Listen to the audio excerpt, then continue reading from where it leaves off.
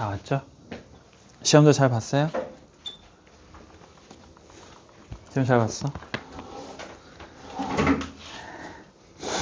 앞에 화생 시간 때 풀이 다 했어요? 풀이? 질문 다 받았어? 물리랑 지구는 아직 안 오케이. 이거 질문 혹시 있으면 질문 좀 받을까요?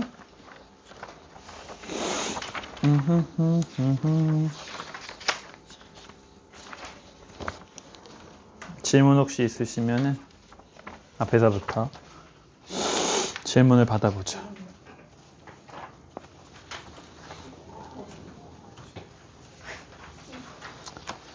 (1번부터) (4번) (5번) (6번) (7번) (12번까지가 물리군요. 자, 1번부터 12번까지 문제 중에 혹시 질문이 있으시면 질문 먼저 받고 하겠습니다. 12번 문제.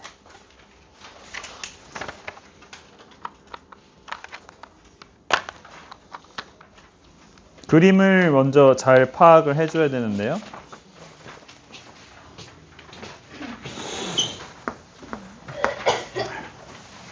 자, 가운데 있는 원형 도선이 이게 이제 코일의 역할을 하고 있는 겁니다. 코일의 역할을 하고 있는 거고, 그 다음에 자석을 위로 던진 거죠.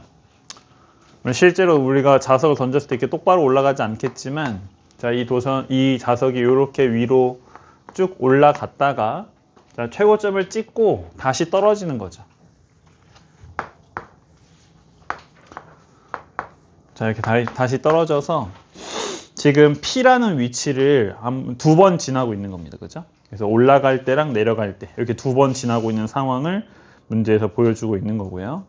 문제에서 사실은 잘 주지 않는 힌트인데 이 문제는 힌트를 줬어요. 바로 자석이 점 P를 지날 때의 속력은 올라갈 때가 내려갈 때보다 크다. 그죠? 원래는 이 말이 안 나오죠. 그래서 이 표현을 여러분들이 직접 알아야 되는 문제들이 주로 학교 시험에서 나오게 됩니다. 왜 그렇죠? 왜 올라갈 때, 여기가 이제 올라갈 때인데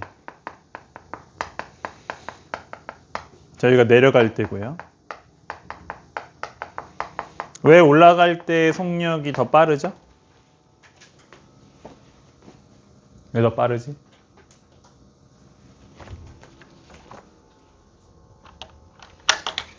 왜 더 빠르니, 얘들아?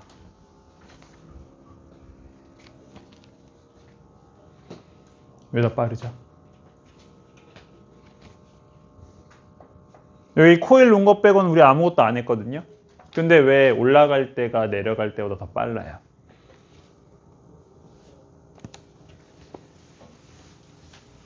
자, 전자기유도라는 이 현상의 특징 때문에 그래요. 저희가 전자기유도라고 하는 현상을 되게 복잡하게 어렵게 막 많이 배웠지만 사실 전자기유도의 가장 중요한 원인은 무엇이냐면 이 코일이 이 자석의 변화를 방해하는 게 핵심이에요. 방해. 그죠? 그래서 이 자석이 지금 어떻게 되고 있어? 위로 올라갔다 내려오고 있죠. 그죠? 이 코일 입장에서 자석이 움직이는 걸 어떻게든 방해를 하고 싶은 거예요. 그러니까 처음 올라올 때는 이 코일이 자석을 어떻게 하려고 해? 올라오지 못하게 밀어내는 거죠. 그렇죠? 떨어질 때는 코일이 어떻게 하는 거야, 자석을? 내려가지 못하게 당기는 거죠. 자, 운동이 일어나고 있고 코일 입장에선 이 자석의 움직임을 방해하는 게 목적인 거예요. 그죠? 그래서 방해를 계속 받고 있으니까 당연히 방해를 덜 받았었던 올라갈 때랑 방해를 계속 받은 내려갈 때를 비교했을 때 누가 더 빠를 수밖에 없다? 올라갈 때가 더 빠를 수밖에 없다는 거죠. 그죠? 자, 이게 전자기 유도라는 현상의 핵심이고 우리 통합과학에서도 꽤나 자주 물어보는 대표적인 주제 중에 하나거든요. 그래서 여러분들이 전자기 유도라는 게 왜 일어나는지에 대해서 잘 이해를 해줄 필요가 있습니다. 물론 이 문제는 친절하게 올라갈 때가 더 빠르다는 것을 미리 알려줬어요. 기억에 유도전류의 세기, 우리 지난번에 얘기했지만 유도전류의 세기는 뭐에 따라 달라진다고 했죠? 총 3가지 원인이 있었죠. 그래서 첫 번째는 코일의 가문수. 자, 두 번째는 코일이나 자석이 움직이는 빠르기. 세 번째는 이 자석이 갖고 있는 자석의 세기. 자, 이렇게 3가지 원인에 의해서 달라질 수가 있었고요. 자, 이 경우에는 올라갈 때가 어떻다고 했기 때문에 더 빠르다고 했기 때문에 2번에 의해서 자, 올라갈 때 전류가 더 세다라고 얘기할 수가 있겠죠. 방향의 경우는 어떻습니까? 방금 제가 얘기했던 것처럼 올라갈 때랑 내려갈 때 코일이 주는 힘이 어때요? 반대죠, 그죠? 자, 올라갈 때는 지금 N극이 위쪽을 향하고 있으니까 얘를 밀어내기 위해서는 어떻게 돼야 돼? 아래쪽이 N극이 만들어져야 되죠. 하지만 내려올 때는 어떻게 돼요? N극이 위를 향하고 있는데 내려가지 못하게 붙잡아야 되니까 아래쪽에 S극이 만들어지겠죠. 자, 만들어진 극이 서로 반대이기 때문에 유도전류의 방향도 다르게 되겠죠. 디귿. 자, 자석이 A로부터 받는 힘의 방향은 올라갈 때와 내려갈 때가 같다. 자, 힘의 방향을 할 때 여러분들이 조심하셔야 될 것은 자, 이 힘의 방향이라고 하는 것은 자, 당긴다 혹은 민다와 같은 표현은 힘의 방향의 표현이 될 수 없습니다. 알겠죠? 자, 당긴다, 민다의 방향은 대개 위, 아래, 오른쪽, 왼쪽, 플러스 마이너스 X 방향, 플러스 마이너스 Y 방향과 같이 우리가 수학적으로, 과학적으로 정해진 기준에 따라서 방향을 얘기를 해줘야 돼요. 자, 이 경우 밀어낸다라고 방향을 설명하시면 안 되고요. 그죠? 뭐라고 설명하셔야 돼요, 방향을? 아래 방향이라고 힘을 표시를 해주셔야 되죠. 자, 내려올 때는 힘의 방향을 뭐라고 표현해 줘야 돼요? 위 방향으로 설명을 해줘야 되겠죠. 자, 둘의 힘의 방향은 서로 반대다. 그렇죠? 이렇게 얘기해 줄 수가 있습니다. 자, 12번은 문제를 좀 쉽게 고치긴 했는데 워낙 중요한 문제고 특히 요거 전자기 유도가 일어나는 원인에 따라서 올라갈 때랑 내려갈 때의 속력 차이 등등을 물어보는 문제가 학교 시험에서 되게 잘 나오니까 알아두시면 좋겠습니다. 자, 또 질문 있을까요? 4번 문제. 대기대 순환에 대해서는 여러분들이 암기가 필요해요. 우리 교과서에는 좀 자세히 안 나와 있긴 한데 자, 이 대기대 순환은 여러분들이 꼭 정리를 해주셔야 됩니다. 자, 대기대 순환은 2가지 주요한 원인 때문에 발생을 하죠. 일단 첫 번째는 당연히 에너지 불균형이죠.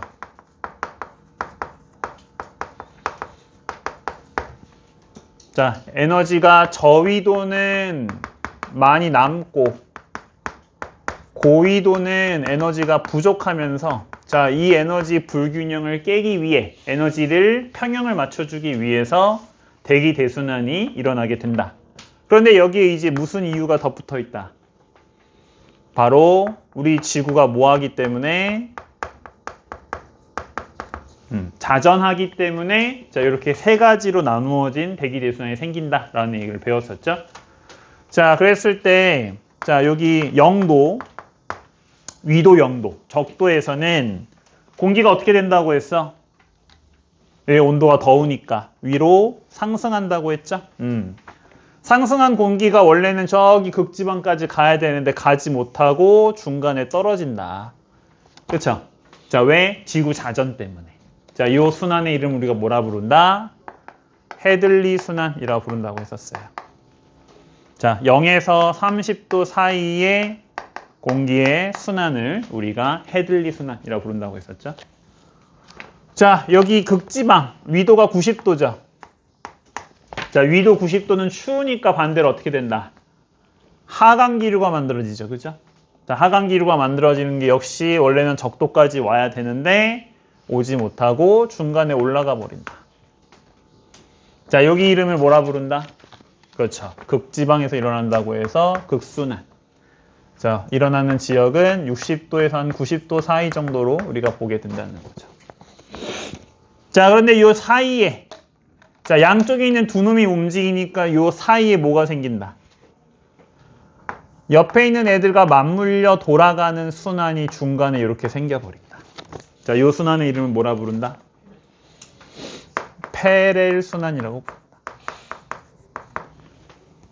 자, 제가 여기를 붉은색과 초록색으로 구분을 해놨는데 붉은색 순환을 뭐라고 하지? 직접. 그렇지.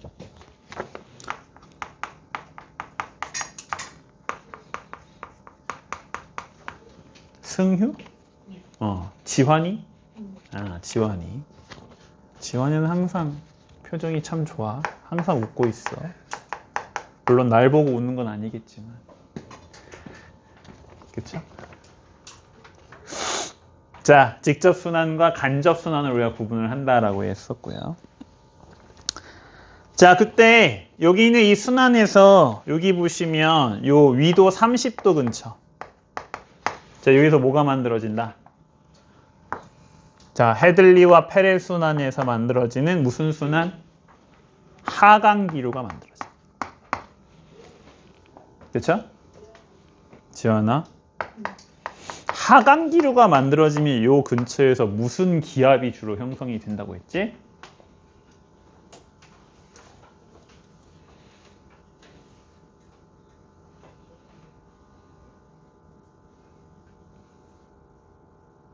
무슨 기압?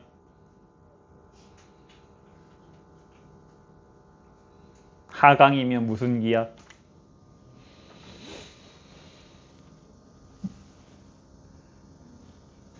기압이 뭐야? 기압. 지원아, 기압이 뭐니?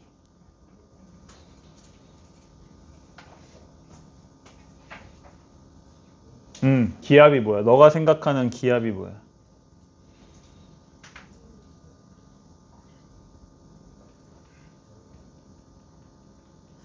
너가 알고 있는 기압이 뭐야?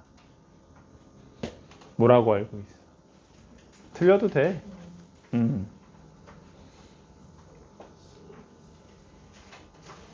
기압은 공기가 누르는 힘이라고 생각하면 돼. 누굴 누르겠어? 당연히 우리를 누르겠지. 그치? 그러면 공기가 아래로 내려온대. 그러면 우리를 누르는 힘이 강할까, 약할까? 강해, 약해? 왜 이렇게 계속 아까부터 실실 웃고 잘 떠들더니 이렇게 내가 말을 하니까 꿀먹은 벙어리가 됐어. 표정도 굳으시고. 야, 내려오면, 공기가 내려오면 날 누르는 게 세겠어, 약하겠어? 그렇지. 그죠? 그러면 고기압이 형성되면 이 지역의 날씨는 어때요? 날씨, 기후, 비가 아니지. 야, 그 얘기 못 들어봤어? 기분이 저기압이면 고기압으로 가라고.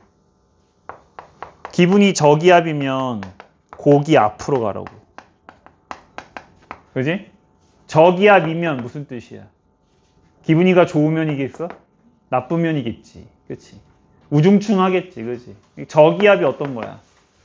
구름이 많이 끼는 거야. 비가 많이 오는 거야. 반대로 고기 앞에 가면 기분 좋아지지. 그치? 그러면 어떻게 돼? 날씨가 그치? 그러면 비가 잘 와. 그러면 어떤 기후가 만들어져야 돼? 비가 잘 안 오니까. 더운 게 아니지. 비가 잘 안 오는 건 건조한 거지. 이해돼? 그러면 건조한 지역은 당연히 뭐가 잘 형성돼야 되겠어? 건조하니까 사막이 만들어지는 거지. 자, 사막은 다시 한번 말하지만 더운 지역이 아니야. 건조한 지역이야. 알겠지? 우리 지구에서 가장 건조한 지역이 사막이니까 당연히 사시사철 하강기류가 만들어질 요 근처에서 많이 만들어질 수밖에 없겠죠. 자, 니은은 바로 그에 대한 질문이었고요. 자, 요 대기들 순환에서 이제 바람이 생기죠. 자, 여기 있는 헤들리 순환에 의해서 발생하는 자, 요 방향의 바람 뭐라 불렀습니까? 뭐야? 바람 이름.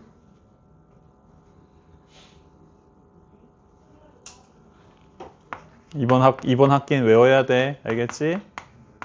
무역풍이에요. 그죠? 자, 30도, 60도 간접순환 때문에 생기는 이 바람 뭡니까? 변서풍. 자, 역시 마지막 위에서 고위도에서 생기는 이 방향 바람. 극동풍. 그죠? 자, 디귿의 0에서 30도 여기지. 바람의 방향은 뭐가 기준이야? 불어오는 쪽이야, 가는 쪽이야? 오는 쪽이지, 그지? 그러면 얘는 무슨 계열이야? 북이랑 동쪽이죠. 북이랑 동쪽 계열이겠죠. 이해되세요? 자, 이런 식으로 푸는 게 4번 문제였습니다. 외울 게 많죠? 지구과학 파트 2번 학기 내용이 조금 귀찮아요. 알아야 될 것들이 많기 때문에. 자, 이런 것들 암기들을 해줘야 되니까 미리미리 내가 뭘 외워야 되겠다 이런 것들 생각을 좀 해두면 좋습니다. 또 있나요? 없어요?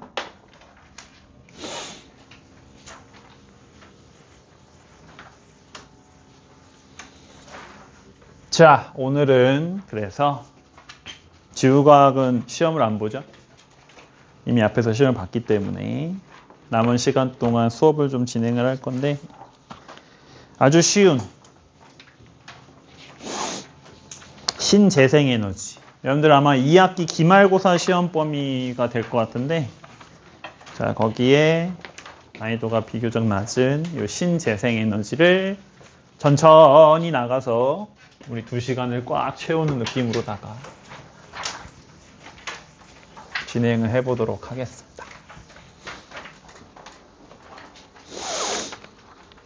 여기 있는 문제는 몇 문제만 골라서 풀 거고요. 뒤에 있는 문제들은 과제 아니니까 개별적으로 알아서 편하게 하실 분들은 하시고 나중에 2학기 때 기말 때 좀 더 열심히 하겠다 하신 분들은 그냥 넘어가셔도 괜찮습니다.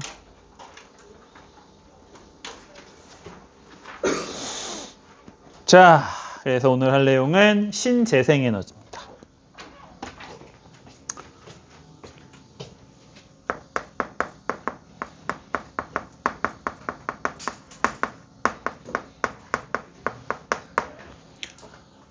요즘에는 굳이 구분하지 않는데 이 신재생에너지는 앞에 있는 신에너지와 뒤에 있는 재생에너지를 합친 말입니다. 자, 신자는 당연히 무슨 신자겠어? 새롭다라는 뜻이겠죠. 우리가 지금까지 사용하지 않았었던 이 새로운 에너지 자원에 관련된 내용들입니다. 어떤 것들이 있을까요? 우리가 지금까지 쓰지 않았던 것들 중에 좀 새로운 것들. 아직 연구 중인 것들 많겠죠, 그죠? 우리나라에서 연구 중인 조류 발전이라든지 파력 발전도 아직 상용화가 안 된 새로운 에너지 자원이라고 볼 수 있겠고, 가끔 뉴스에 나오죠. 우리나라의 어디에서 핵융합 발전 같은 것들, 몇 초 성공했다 이런 거 나오잖아요, 그죠? 그래서 핵융합 발전 같은 것들도 대표적인 우리가 이제 새로운 에너지 자원으로 도전을 하고 있는 애들이에요. 그 다음에 이제 뒤에서 한 문제 정도가 나오는데 그 화석연료 중에 제일 쓸모없는 게 석탄이거든요. 근데 이 석탄이 고체고 이게 부피도 크고 무겁다 보니까 쓰기가 좀 힘든데 자, 얘를 액체화하거나 기체, 가스화하는 기술들이 있습니다. 말 그대로 석탄을 액체나 기체로 바꾸어 가지고 사용을 하는 거죠. 그러면 수송도 좀 더 쉽고, 그죠? 그 다음에 우리가 사용할 수 있는 영역도 좀 넓어지니까 이렇게 바꾸는 기술 역시 대표적인 신에너지라고 볼 수 있겠어요. 재생은 무슨 뜻이죠? 재생에너지. 다시 사용이 가능한. 그죠? 자, 다시 사용이 가능하다는 얘기는 자, 우리가 썼던 것들이 그대로 사라져서 없어지는 게 아니라 어떻게 된다? 다시 원래 상태로 되돌아올 수 있다는 말이 되는 거죠. 그죠? 그래서 반영구적이라는 표현과도 연결이 되고요. 뭐 여러분들 잘 알고 있는 에너지들 많죠. 대표적으로 뭐 있습니까? 다시 쓸 수 있는 에너지. 일단 태양 에너지는 태양이 있는 한 우리가 끝없이 쓸 수 있는 에너지죠. 그죠? 또 끊이지 않고 부는 바람이라든지 계속 내리는 비에 의해서 발생하는 수력이라든지, 그죠? 자, 이런 것들이 전부 다 이 재생 에너지에 속한다라고 볼 수 있겠죠. 자, 이런 에너지들을 합친 말이 뭐다? 신재생 에너지. 요즘에는 잘 구분을 하진 않아요. 그냥 둘을 함께 붙이는 경우들이 많습니다. 자, 이러한 신재생 에너지들 중에서 우리 통합과학 교과서에 설명되고 있는 몇 가지 에너지들의 특징들을 볼 건데요. 여러분들 나중에 이 파트를 공부하실 때 핵심이 몇 가지가 있는데요. 일단 첫 번째는, 요건 안 적어도 괜찮아요.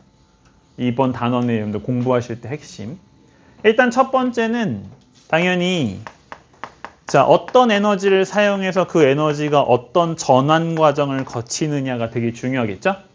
특히 그 전환 과정 중에서도 우리 앞에서 뭐 배웠냐면 발전기 배웠잖아요. 그죠? 그래서 이 발전기의 에너지 전환을 이용하는가 여부를 여러분들이 꼭 구분을 해주셔야 됩니다.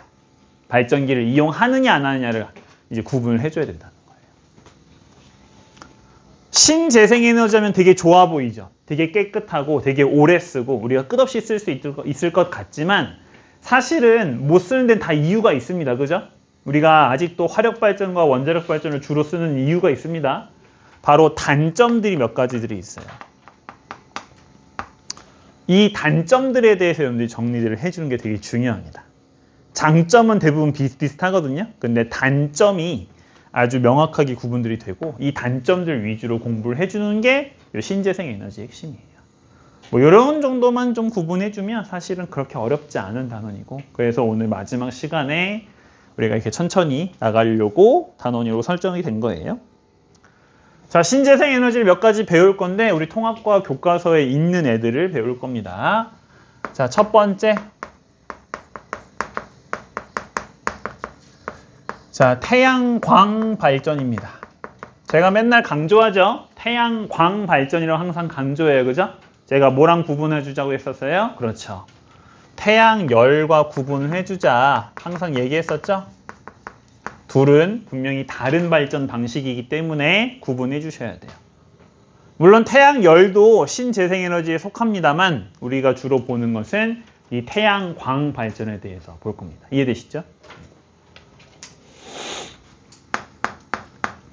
태양광 발전의 근원, 에너지의 근원은 뭐라고 볼 수 있겠어요? 그렇죠. 태양 에너지죠. 그죠? 그럼 태양 에너지의 근원은 우리가 뭐라고 얘기할 수 있어요? 태양 에너지의 근원. 그렇죠. 그거죠.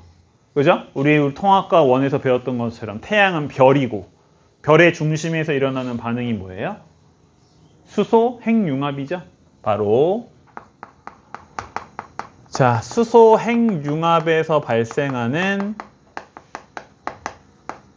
핵 에너지가 결국은 궁극적인 태양광 발전의 근원이다라고 얘기할 수가 있을 겁니다. 자, 이렇게 발생한 태양 에너지가 태양의 빛 에너지가 자, 우리 지구에 전달이 되고요. 이 빛 에너지를 받아서 바로 전기로 바꿔주는 자, 요런 과정을 걸치는 게 태양광 발전이에요. 아주 중요한 내용이 나왔죠? 앞에서도 제가 한번 강조했지만 태양광 발전은 아주 대표적으로 뭘 사용하지 않는다? 얘는 발전기를 사용하지 않는 자, 발전기를 사용하지 않는다는 건 역시 무슨 원리를 사용하지 않는다는 말과 똑같다? 그렇지. 전자기 유도를 사용하지 않는다라는 말과 똑같다는 거 꼭 기억해 주시고 자, 발전기 사용하지 않는 이 발전이 두 가지 정도 나오거든요. 우리 통합과학에서 이 두 가지는 꼭 정리를 해 주시는 게 좋습니다. 자, 그러면 어떤 원리를 통해서 이렇게 발전기를 거치지 않고서도 바로 전기를 만들어낼 수 있느냐? 그죠? 바로 태양 전지라고 하는 중요한 장치를 사용하기 때문이죠. 자, 태양 전지를 사용합니다. 태양 전지는 뭐 다양한 재료를 사용할 수 있대요. 뭐 감광지 같은 것도 사용할 수 있고요. 뭐 여러 가지 새로운 원료들을 계속 이제 개발을 하고 있는데 우리는 이 태양 전지 중에서도 가장 많은 비율을 차지하고 있는 이 반도체를 이용한 태양 전지를 볼 겁니다. 반도체 기억들 나세요? 반도체 기억납니까? 좋아요. 반도체가 뭐죠? 반도체가 뭐니? 뭐야? 끄덕였잖아, 그치? 반도체가 뭐예요? 잘 뭐야? 왜 끄덕였어? 어? 반도체가 뭐지?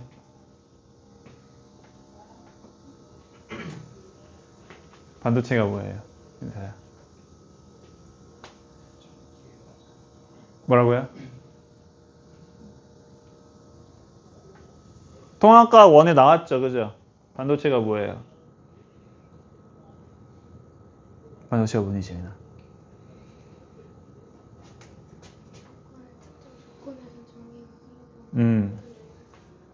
너무 어렵게 설명하는데요. 자, 반도체는 도체와 부도체 중간 정도 성질을 갖는 물질들을 의미하죠. 이름이 반이잖아, 반. 그지? 반도체. 어떤 애들이 대표적인 예죠? 규소. 또 하나 더. 하나 더. 야, 얘들아. 물론 아직 멀었지만 우리 통합과 수능 과목이야, 너희는. 그지? 아니, 선생님 3학년 때 공부하면 되죠? 맞아요. 통합과 솔직히 1년만 공부해도 충분히 높은 수준 오를 수 있죠. 그죠? 그래도 미리 다 잘 정리하고 있으면 그때 공부할 게 그만큼 줄잖아요. 그죠? 통합과 여러분들 수능 과목입니다. 한 번 배우고 땡 아니에요. 그죠? 자, 저마늄, 게르마늄이라고 부르는 저마늄이 아주 대표적인 이 반도체가 있었죠. 근데 얘들 전기 잘 통한다, 안 통한다?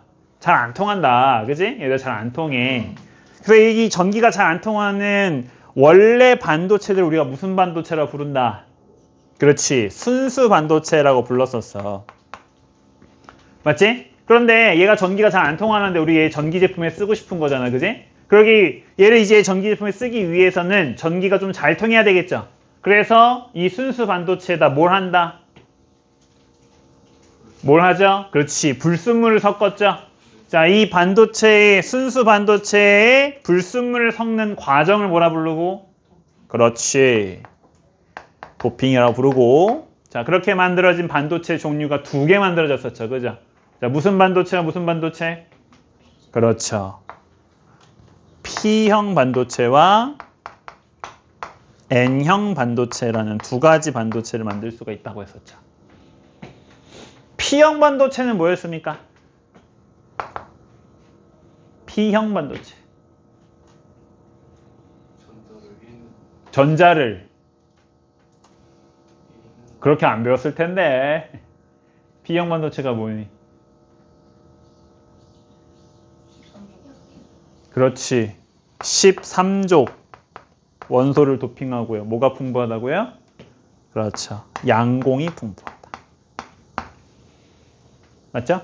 자, N형 반도체는요? 그렇지. 뭘 도핑하고? 그렇죠? 15족을 도핑하고 뭐가 풍부하다? 자유전자가 풍부하다. 그죠? 양공이 뭐예요? 아, 오늘은 마음껏 괴롭힐 수 있겠다. 1시간 반 동안 계속 괴롭혀야지. 양공이 뭐예요? 전자가 비어있는 뭔가 마무리가 돼야죠. 형용사잖아. 어? 뭐라고? 맞아, 그거. 뭐라고? 전자가 비어있는 뭐? 어? 구멍, 공, 자리. 빈 자리. 그죠? 전자들이 들어갈 수 있는 빈 자리를 양공이라고 부르죠. 그래서 여러분들이 이제 이 내용을 정확하게 이해를 하시려면 이 전자라는 게 움직일 때 어떤 규칙을 따르는지를 대략적으로 이해를 좀 해주시는 게 좋죠. 우리가 통합과학 1에서 뭘 배웠어요? 전자들은 반드시 어디 위에 있어야 된다. 어디 위에 있어야 된다? 전자 껍질 위에 있어야 된다. 그지? 근데 이 전자 껍질마다 뭐가 정해져 있었어? 전자의 개수가 정해져 있었지. 들어갈 수 있는 전자 개수가 정해져 있었잖아. 맞지? 그러면 여기에 딴 전자 차 있으면 들어갈 수 있다 없다? 없다. 빈 자리가 있어야 전자가 움직일 수 있겠지. 그지? 그래서 빈 자리가 있어야 되고 이 빈 자리 우리가 뭐라 부르는 거다? 양공이라고 부르는 거다. 그죠? 즉 전자만 많다고 전류가 흐를 수 있다 없다? 없다. 전자도 있어야 되지만 뭐도 있어야 된다? 전자가 들어갈 수 있는 빈 자리가 있어야 전자들이 움직일 수 있다. 그 빈 자리 우리가 뭐라 부를 거다? 양공이라고 부를 거다. 즉 전기가 잘 통하기 위해서 뭐랑 뭐를 모두 공급해 줘야 된다. 양공과 자유전자를 둘 다 공급을 해줘야 된다. 그쵸? 자, 그래서 우리가 앞에서 이 반도체들을 어떻게 해야지? 요거 하나만 쓰면 양공만 많지. 요거 하나만 쓰면 전자만 많지. 그지? 전기가 진짜 잘 통하려면 어떻게 해줘야 돼? 둘을 그렇죠. 붙여줘야 되겠죠? 자, 그래서 두 개의 반도체를 이렇게 붙인 애를 만들었었다. 무슨 반도체라 불렀죠? 말 그대로 P형과 N형 반도체를 붙여 만들었다.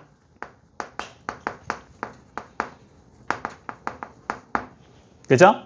PN 접합 반도체 이렇게 불렀었죠. 기억나시죠? 자, 우리가 지금 정리하려고 하는 태양 전지에서도 역시 어떤 반도체를 이용해서 이 PN 접합 반도체를 이용해서 이 전기를 만든다라는 얘기예요. 이해되시죠? 자, 그런데 여러분들이 아마 예전에 이 PN 접합 반도체를 배웠을 때 물론 학교마다 좀 다르겠지만 다이오드라는 장치를 배운 적이 있었을 거예요. 혹시 기억나세요? 여러분들 학교 다이오드 어디까지 했어요? 너희는 어디까지 했니? 다이오드를 했니? 진짜 조금. 너희는 얼마나 했어? 다이오드 안 했어? 너희 안 했으면 괜찮아요. 자, 태양 전지도 이렇게 두 개의 반도체를 붙여서 만들어요. 대신 빛이 들어와야 되니까 엄청 얇게 만든대요. 지금은 좀 두껍게 그렸지만 굉장히 얇게 만드는 게 태양 전지라고 합니다. 자, 여기에 이제 빛이 이렇게 들어오는 거예요.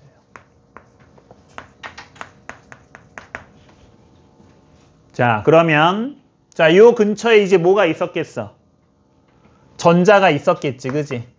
그지? 근데 이 전자가 빛 에너지를 받는 거야. 그러면 이 전자가 어떻게 된다? 에너지를 받았으니까 움직인다는 거죠.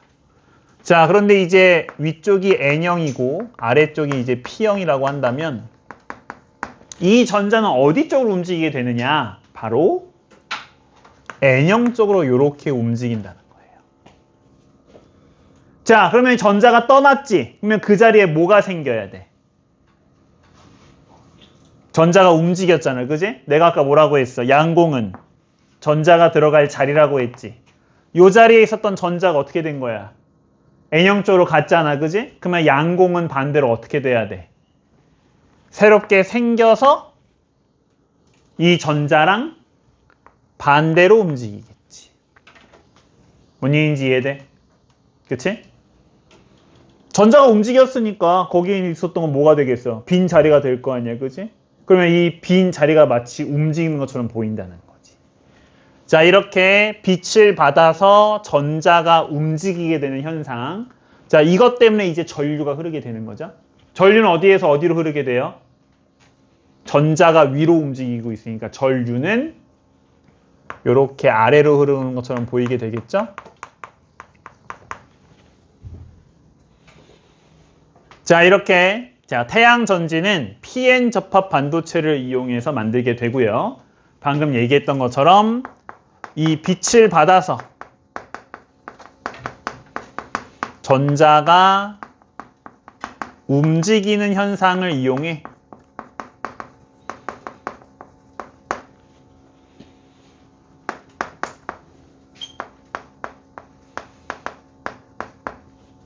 자, 전기 에너지를 만드는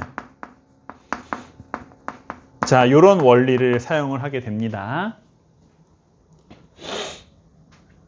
자, 이런 원리를 조금 어려운 말로 광전 효과라고 부르는데 여러분들 학교에서는 알려줄지 안 알려줄지는 잘 모르겠어요. 자, 이런 현상을 이용해서 자, 전기 에너지를 만들게 됩니다.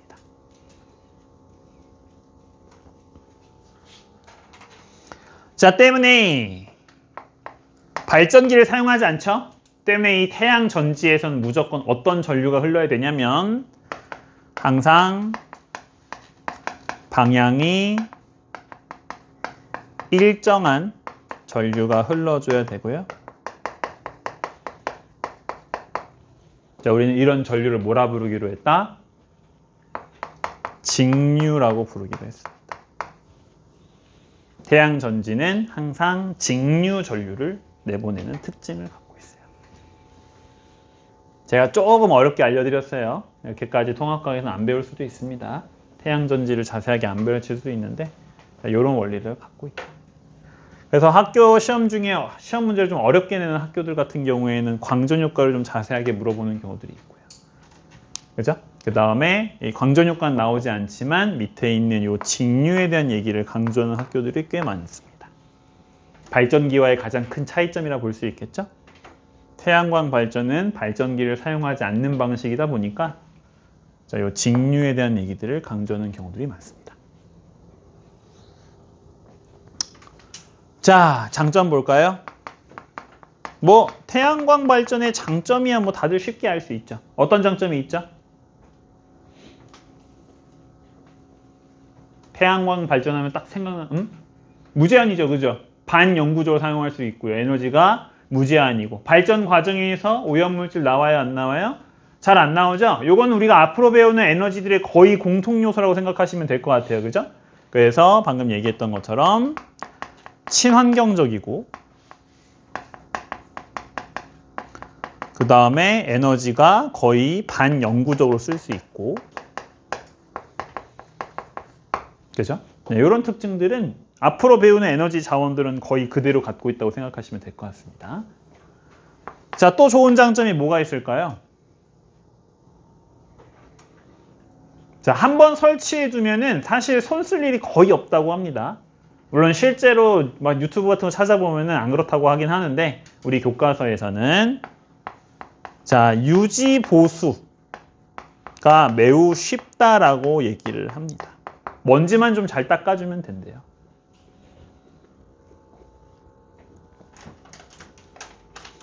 자, 당연히 장점보다는 이런 뻔한 장점보다는 단점이 훨씬 중요합니다, 여러분들. 자, 태양광 발전의 대표적인 단점 뭐가 있을까요? 그렇죠. 바로 시간적인 제약이 매우 큽니다. 당연히 뭐의 영향도 많이 받아요? 날씨 영향도 많이 받죠, 그죠? 낮이라고 해서 무조건 태양광 발전이 잘 되는 거 아니죠, 그죠? 그래서 역시 기후의 영향을 크게 받고요.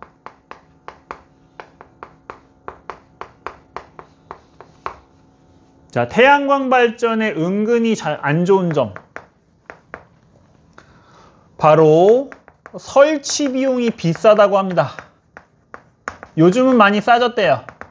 근데 제가 이거 가격을 한번 알아본 적이 있거든요. 네.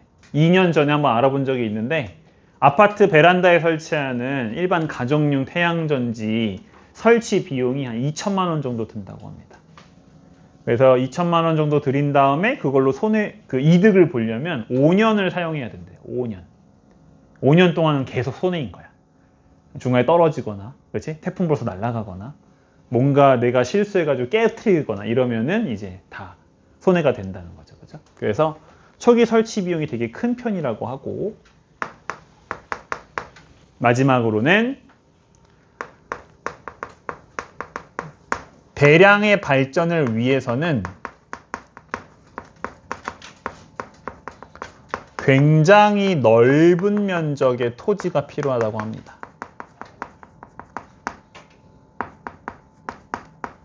사실 딴 나라에는 별로 큰 단점이 아니에요. 대표적으로 중국은 어때요? 사막이 엄청 넓거든요, 거기. 그래서 그 사막에다가 온갖 태양광 발전을 쫙 깔아놨어. 그지? 그러면 걔네는 어때? 어차피 사람 못 사는 땅이니까 괜찮지. 근데 우리나라는 어때요? 좁기로 유명한 나라잖아요? 이런 데다가 이런 거 설치해 놓으면은 이제 그만큼 토지의 낭비가 심하겠죠. 우리나라에서는 이런 게 좀 안 좋은 단점 중에 하나다. 자, 아까 강조했던 것처럼 이번 발전 파트 신재생 에너지에서 되게 중요한 게 바로 이 단점입니다. 각 신재생 에너지가 왜 많이 못 쓰이는가라는 단점을 특히 여러분들이 잘 정리를 해주시면 좋아요. 아니, 이렇게 느리게 하는데도 오늘 빨리 끝내야 되겠는걸?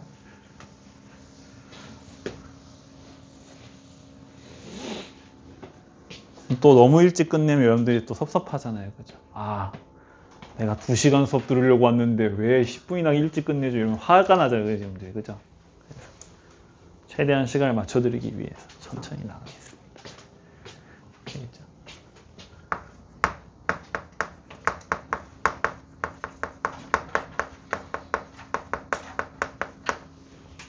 자, 두 번째 발전 신재생 에너지는 풍력 발전입니다. 자, 당연히 풍력 발전은 바람의 운동 에너지를 받아서 발전을 하는 방식이고요. 자, 여러분들 풍력 발전기 어떻게 생기는지 알죠? 거대한 풍차처럼 생겼잖아요. 그렇죠? 그 풍차의 날개의 운동 에너지로 이것을 바꾼 다음에 자, 이걸 발전기에 전달을 해서 자, 전기 에너지로 바꾸는 에너지 전환 과정을 갖게 됩니다.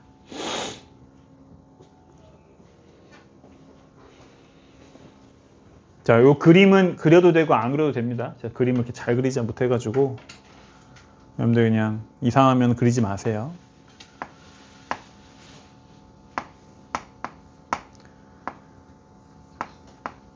자, 여러분들 이렇게 많이 보셨죠? 커다란 날개를 갖고 있는 요 풍력 발전기 모습들 가끔 사진 같은 걸로 보셨잖아요. 그죠? 그래서 이 날개가 돌아가는 부분이 있고요. 그 다음에 이 날개가 돌아가는 부분이 뒤쪽에 있는 좀 커다란 본체랑 이렇게 연결이 되어 있습니다. 그죠? 그 다음에 이 바람이 아무래도 어디가 좀 더 세니까 낮은 곳과 높은 곳 중에서는 높은 곳이 좀 더 센 편이죠. 그래서 이 풍력 발전기의 본체를 이렇게 높이 올려주는 길다란 기둥이 대부분 달려있는 편이고 그 다음에 이제 바람이 센 데다 아무래도 풍력 발전기를 설치하겠죠. 그래서 이 풍력 발전기가 넘어지거나 기울어지지 않게 아래쪽이 이렇게 고정되어 있는 구조들을 갖고 있습니다. 대략 뭐 이런 식으로 생겼다고 보시면 될 것 같아요. 그죠? 조사해보면 특히 학교 선생님들이 이 파트는 조별 과제로 많이 내주는 편인데 자, 이 조별 과제 같은 것들을 하시면서 이 조사를 해보면 생각보다 풍력 발전기에 필요한 기술들이 많은 걸 알 수가 있는데요.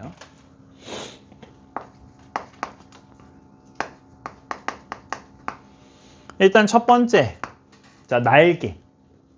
우리가 날개라고 부르는 이 길다란 부분을 이 풍력 발전기에서는 블레이드라고 한다고 합니다. 방식에 따라서 여러 개가 있는데 3개가 달려있는 경우가 제일 많다고 하고요. 5개 달려있는 경우들도 있대요. 블레이드. 자, 이 풍력 발전기의 날개를 말하는 것인데 이 풍력 발전기 블레이드에 아주 중요한 시스템 하나가 들어있다고 합니다. 그건 바로 무엇이냐면 피치 시스템이라고 부르는 거예요.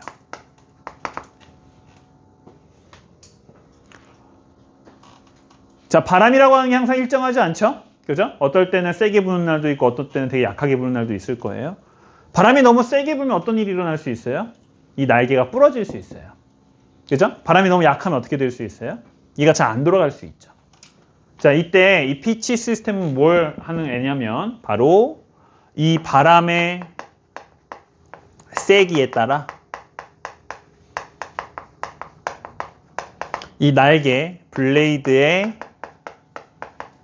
각도를 조절해서 너무 셀 때는 부러지지 않도록 속도를 좀 조절해주고 너무 약할 때는 바람을 잘 받을 수 있도록 해주는 자, 요런 시스템이 들어있다고 합니다. 자, 얘가 이제 빙글빙글 돌아가요. 빙글빙글 돌아갑니다. 그죠? 그러면 당연히 요 안에 이제 연결이 돼 있고요. 이 본체 안에 뭐가 들어있어요? 발전기가 들어있는 거예요. 그런데 이 블레이드가 돌아가는 속력과 이 발전기의 터빈이 돌리는 속력이 서로 잘 안 맞는데요. 이 발전기는 훨씬 더 빠른 속력이 필요한데 얘는 천천히 돈다는 거죠. 그죠? 그래서 자, 이 본체 안에는 자, 발전기가 들어있는데 이때 요 안에 뭐가 들어있냐면 바로 자, 여기 뭐 하나 쓸 거예요. 조그만 거 하나 쓸 거니까 빙 해주시고 블레이드의 이 느린 회전 속력을 자, 빠르게 바꾸어서 발전기에 전달하는 부분이 있다고 합니다. 자, 요런 부품, 자, 요런 부분을 우리가 뭐라 부르냐면 기어박스라고 불러요. 기어박스.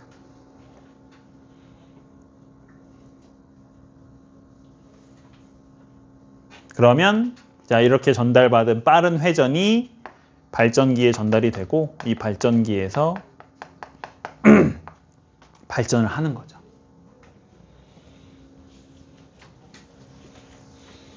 자, 방금 제가 이 본체가 아주 높은 곳에 대부분 이렇게 있다고 했잖아요. 그죠? 자, 이렇게 본체를 위로 높이 올려주는 이 길다란 기둥 구조를 우리가 다른 말로는 타워라고 한다고 하는데요. 자, 이 타워에도 아주 중요한 시스템이 하나 있다고 합니다. 그건 바로 뭐냐면 요잉 시스템이라고 하는 건데 자, 이 요잉 시스템은 바람이 부는 방향이 매일 바뀌겠죠? 이 바람의 방향에 따라서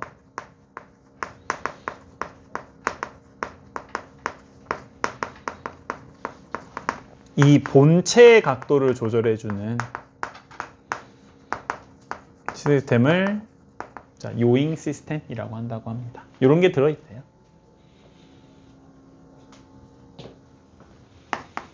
자, 마지막으로 이 타워가 바닥과 고정되어 있는 고정 부분이 있는데 자, 얘가 당연히 육지에다 지을 때는 그냥 고정을 시켜 놓는데 바다 위에 짓는 경우들이 있대요. 풍력 발전기를. 이때는 고정을 하는 방법과 물 위에 띄워놓는 방법이 있다고 합니다. 고정형과 부유형이라는 게 있대요. 우리나라는 대부분 고정형을 쓰고 있고요. 딴 나라의 경우에는 이 부유형을 쓰는 경우들도 꽤 많다고 합니다. 자, 제가 지금 쓴 이 구조 별로 안 중요합니다. 자, 요거 대부분 조별 과제로 물어보고 시험엔 안 내는 경우들이 많거든요. 그래서 그냥 이런 게 있다 소개를 드리려고 써드린 거니까 그렇구나 하고 넘어가시면 되는 부분입니다. 자, 장점. 풍력 발전의 장점. 일단 계속 나올 것 같은 친환경적이다, 반영구적이다 이거 안 할게요. 그렇죠? 너무 당연한 장점이니까. 또 다른 장점 뭐가 있을까요? 일단 이 바람이 센 곳들이 대부분 어디냐면 높은 산이나 바닷가 근처예요. 그죠? 자, 그리고 이 근처는 사람들이 산다 안 산다? 잘 안 사는 곳이죠. 그죠? 그렇다고 높은 산에 공장 같은 것도 잘 안 짓죠. 즉 물론 자연이라고 하는 환경에서는 되게 중요하겠지만 사실 우리 인간 입장에서는 어떻다? 그렇게 쓸모 있는 땅은 아니라는 거죠. 그러면 그런 쓸모없는 땅에다가 뭘 지어버릴 수 있다? 풍력 발전기를 지을 수 있다는 거죠. 바로 우리가 잘 쓰지 않는 그 국토를 효율적으로 이용할 수 있다라고 하는 장점이 있습니다. 잘 안 쓰는 땅에다가 자, 이런 풍력 발전기를 설치를 해 놓으면은 우리가 여러 가지 장점을 얻을 수 있다는 거죠. 자, 바람은 멈추진 않죠? 그렇죠? 바람은 멈추지 않기 때문에 아까 태양 발전이랑은 좀 다르게 시간적 제약은 별로 없는 편이에요.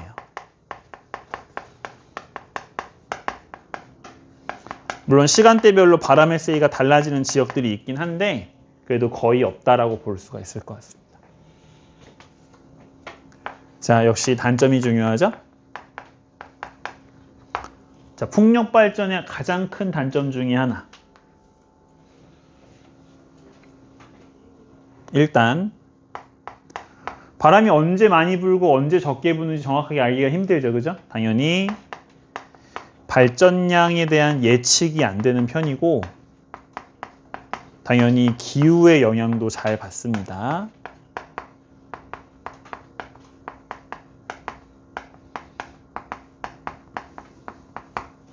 특히 물론 요즘은 기술 발전이 많이 일어나가지고 괜찮긴 한데 많이 좋아졌는데 풍력 발전이 100% 효율을 내려면 풍속이 요 정도는 돼야 된대요.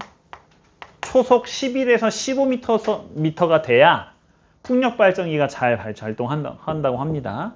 그러니까 바람이 엄청 세야 된다는 거죠. 바람이 센 지역이 아니면 사실은 진남 아니야. 돈 낭비가 된다는 거예요. 세 번째가 생각보다 되게 중요한 단점인데 이 풍력 발전이 되게 깨끗한 에너지로 알려져 있지만 자연에 피해를 안 주는 게 아니에요. 가장 대표적인 피해가 뭐가 있다? 이게 엄청 시끄럽다고 합니다. 그리고 우리 사람 귀에는 잘 안 들리지만 동물들은 느낄 수 있는 아주 낮은 음의 소리가 나온대요. 이런 아주 낮은 음의 소리를 우리가 뭐라 부른다? 우리 귀는 잘 안 들리는? 그건 너무 높은 거. 너무 높아서 우리 귀에 안 들리는 걸 초음파라고 하거든요. 근데 너무 낮아서도 안 들릴 수 있어요. 자, 이런 걸 저주파라고 부릅니다. 너를 저주하기 위해서 보낸다가 아니라 너무 소리가 낮아서 안 들리는 거예요. 이해되시죠? 근데 어떻다? 우리 인간한테만 안 들리는 거죠? 동물들한테는 들릴 수 있다는 거죠. 자, 이런 것들 때문에 동물들이 큰 피해를 받을 수 있다고 하고요. 그 다음에 또 하나. 풍력발전기의 가장 큰 문제점 중에 또 하나죠. 바로 새들이 여기 부딪혀서 많이 죽는데요. 찾아보니까 생각보다 많이 죽는데 1년에 한 7,000마리 정도가 죽는다고 합니다. 풍력발전소에서. 꽤 많이 죽죠. 그렇죠? 그래서 이 날개에 철새들이 피해를 입기도 합니다. 자, 이런 의외로 환경적인 피해가 많이 올 수 있다라는 내용이 대표적인 단점으로 주어집니다. 이해되셨나요? 아까도 말씀드렸지만 앞에 있는 풍력발전기의 구조는 엄청 중요하진 않아요. 그냥 이런 시스템의 이름을 기억하기보다는 이런 것들이 들어가 있어야 된다 정도만 여러분들이 대충 파악하시면 되고요. 자, 풍력발전의 핵심은 에너지의 전환 과정과 더불어서 이 단점입니다. 자, 단점을 여러분들이 나중에 중요하게 정리한다라고 생각하시면서 공부를 해보시면 될 것 같습니다. 하나 더 하고 쉴까? 쉬고 할까? 하나 더 하고 쉬자.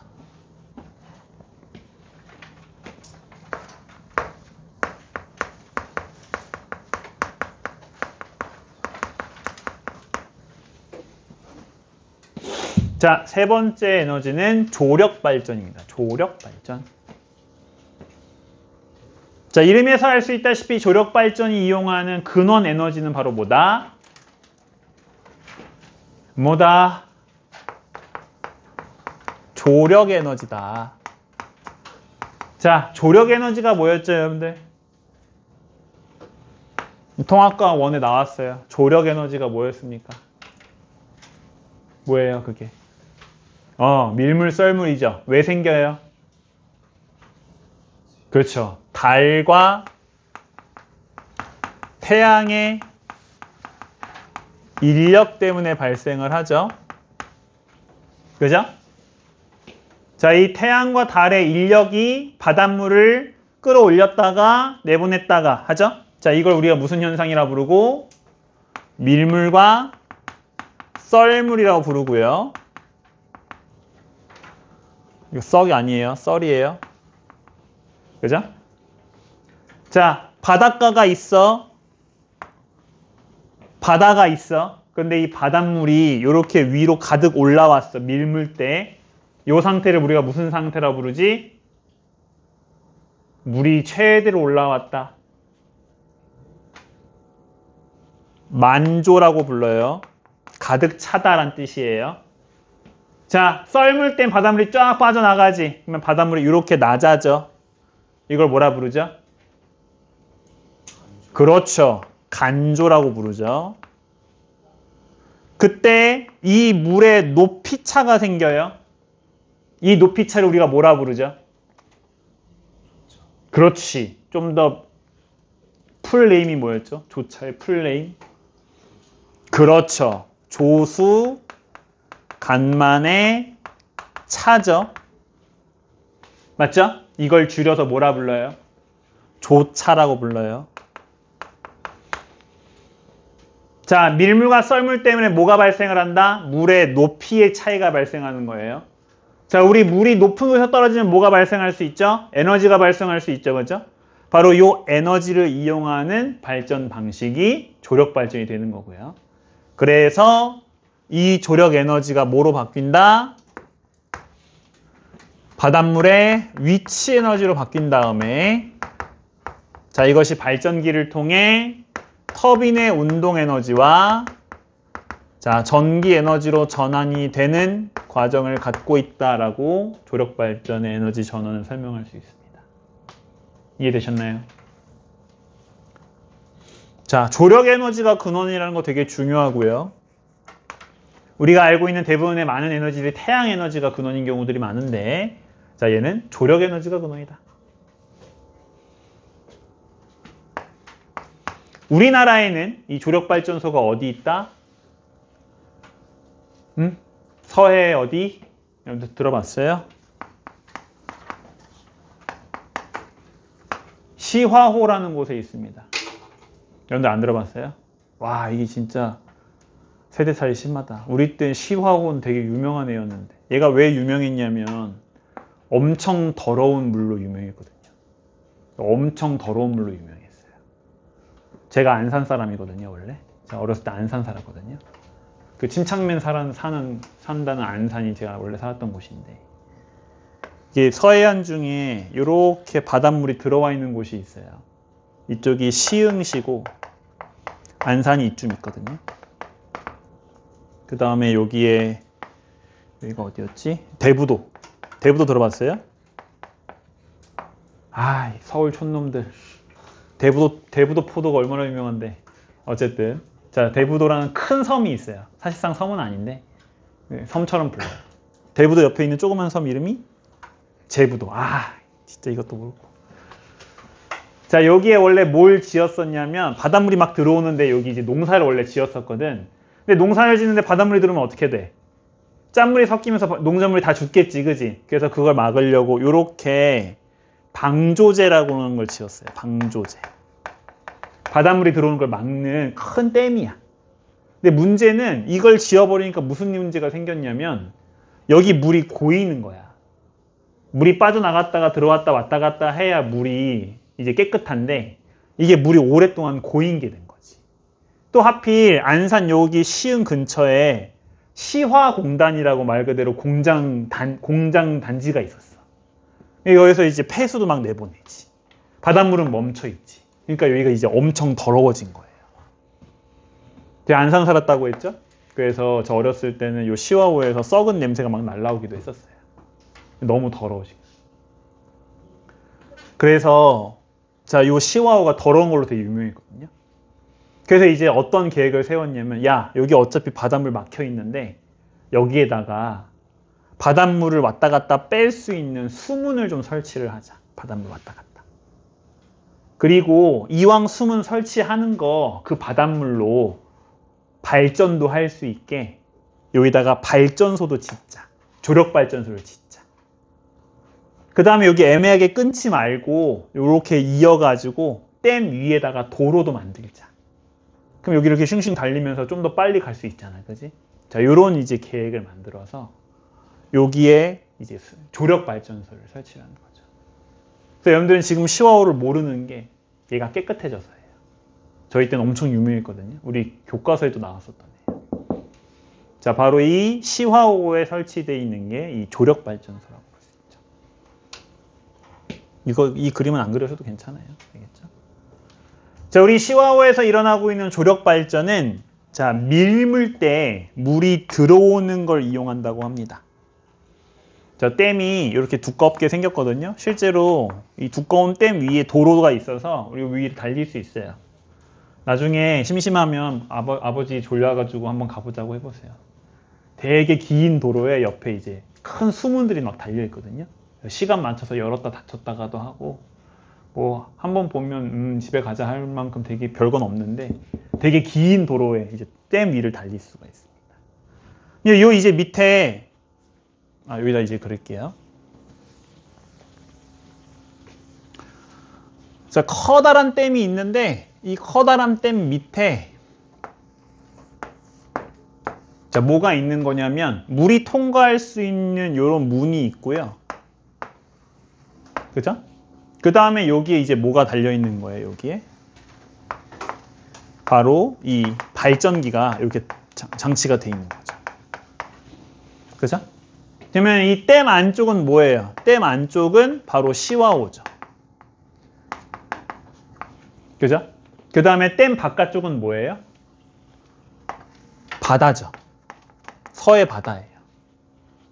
그죠? 그러면 지금 밀물이야. 그러면 밀물이면 어때? 바닷물이 막 밀려오는 거지, 그지? 그러니까 어때요? 바다가 시와호보다 조금 높아요. 그죠? 자, 그러면 이때 바닷물이 이 발전기 수문을 타고 쫙 들어오는 거죠. 밀물 때. 그죠? 그러면 이 밀물의 움직임이 뭘 돌리고? 발전기 터빈을 돌리고 이때 이제 발전이 일어나는 이런 방식을 쓰고 있는. 여기 이제 우리나라에서 일어나고 있는 조력 발전의 방식이에요. 자, 밀물도 있고 썰물도 있죠. 우리나라는 언제만 발전을 한다? 밀물 때만 발전을 해요. 썰물 때는 안 합니다. 자, 이렇게 밀물 때만, 자, 밀물과 썰물 중에 한 번만 발전을 하는 방식을 단유식이라고 한다고 하고요. 그 다음에 밀물 때 발전을 하는 걸 창조식이라고 해서 자, 우리나라 시와호는 단유식, 창조식 발전을 쓴다라고 합니다. 여러분들은 뭐 굳이 이 말을 기억할 필요는 없고 언제 발전을 한다 우리나라가? 밀물 때 발전을 한다. 요거 하나만 알고 계시면 괜찮아요.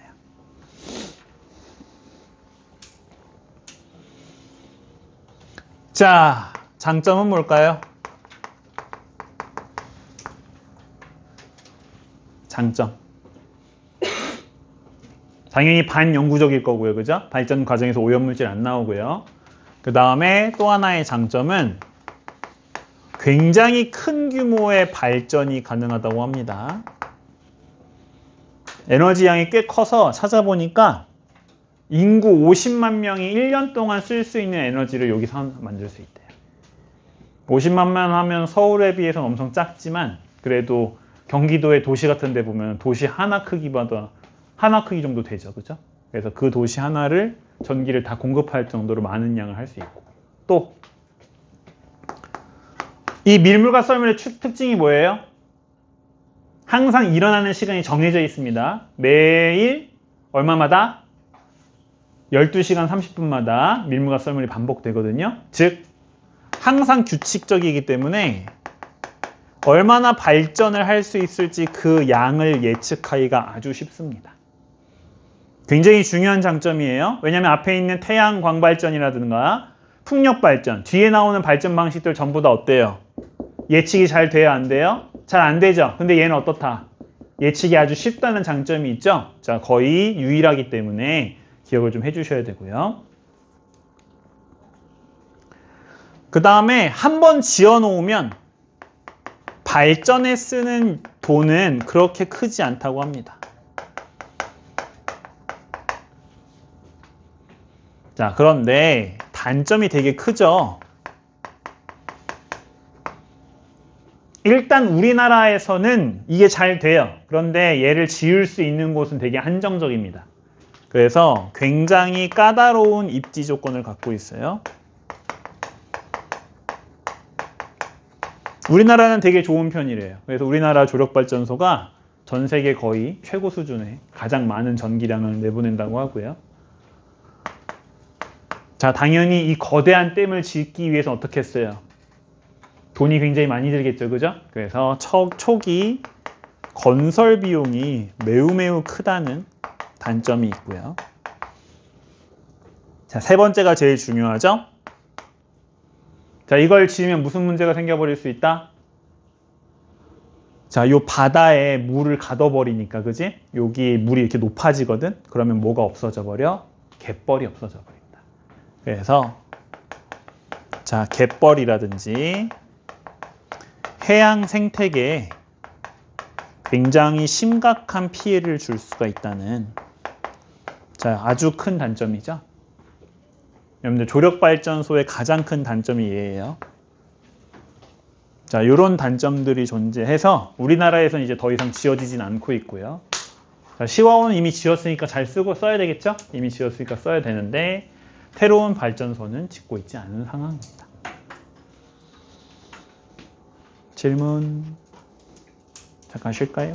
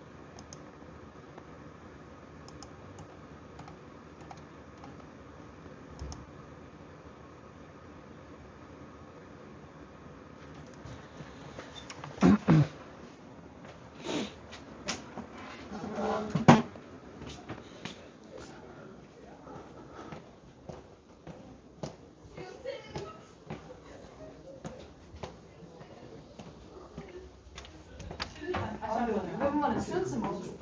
어. 신영 DM 야너 DM은 몰래 잠시. 그럼 누구한테? 지금 수련장 DM 왔어요. 갔다 오세요. 아직 시작 안 할게. 설림 씨가 걔 시켜줘. 나는 아직 없어. 영어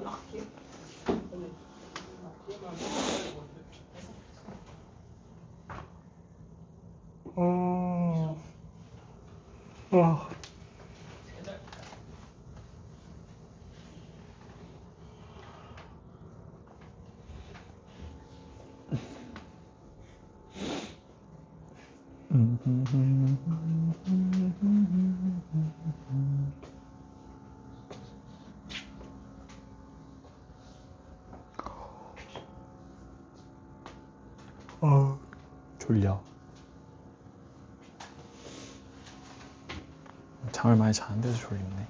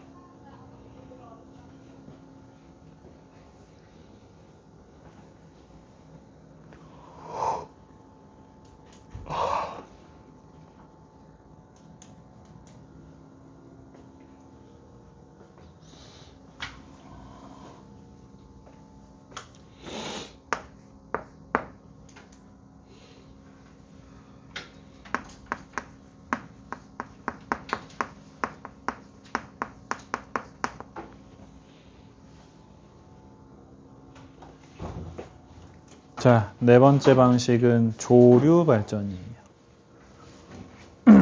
여기서 조류는 밀물과 썰물 때문에 발생하는 바닷물의 움직임을 말합니다. 조류의 뜻. 밀물, 썰물 때 이 바닷물의 움직임, 바닷물의 흐름을 조류라고 하는데, 자, 이 조류를 이용한 발전 방식이 조류 발전이에요. 얘는 그냥 간단하게 할게요. 자, 조류 발전은 역시 근원 에너지는 앞에 있는 조력 발전처럼 조력 에너지입니다. 다만 다른 점은 얘는 이제 위치 에너지를 이용하는 게 아니라 그때 만들어지는 이 바닷물의 운동 에너지를 곧바로 이용하는 방식이고요. 자, 이걸 가지고 전기 에너지를 만들어내는 이런 방식이 조류 발전이에요. 자, 우리나라는 아주 이 조류가 센 아주 유명한 곳이 하나 있죠. 바로 명량이죠. 명량. 그렇죠. 명량의 이제 그 지역 이름이 울돌목인데, 이 울돌목이 이 조류가 세기로 유명한 곳이고, 그래서 여기에서 시험용으로 지금 연구를 하고 있다고 합니다. 얘를 짓기 위해서.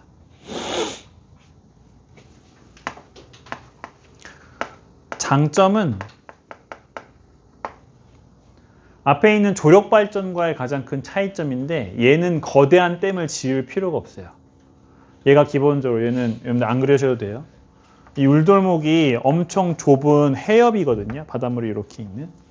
근데 이 조류 발전이 어떻게 하는 거냐면, 그냥 이 바닥 밑 깊은 곳에다가 풍력 발전소 같은 이런 프로펠러가 달려 있는 거 있죠. 요걸 이렇게 설치를 하는 거래요. 바닷물이 막 왔다 갔다 하겠죠. 그죠? 그때 이게 그 돌아가는 그 힘을 가지고 전기 에너지를 만든다고 합니다. 엄청 단순하죠. 그죠? 특히 물을 가둘 필요가 없기 때문에 댐을 설치할 필요가 없고요. 그래서 이 댐 설치가 필요가 없다는 게 조력 발전과 비교되는 가장 큰 장점이라고 볼 수 있겠죠? 문제는 왜 그러면 이 좋은 걸 지금 못 쓰고 있느냐? 이 바닷물이 워낙 세게 움직이니까 이렇게 설치해 놓은 발전기가 어떻게 될 수 있다? 쉽게 고장날 수밖에 없겠죠. 그죠? 그래서 유지 보수할 수 있는 기능이 굉장히 힘들다고 합니다. 유지 보수가 굉장히 어렵다고 하고,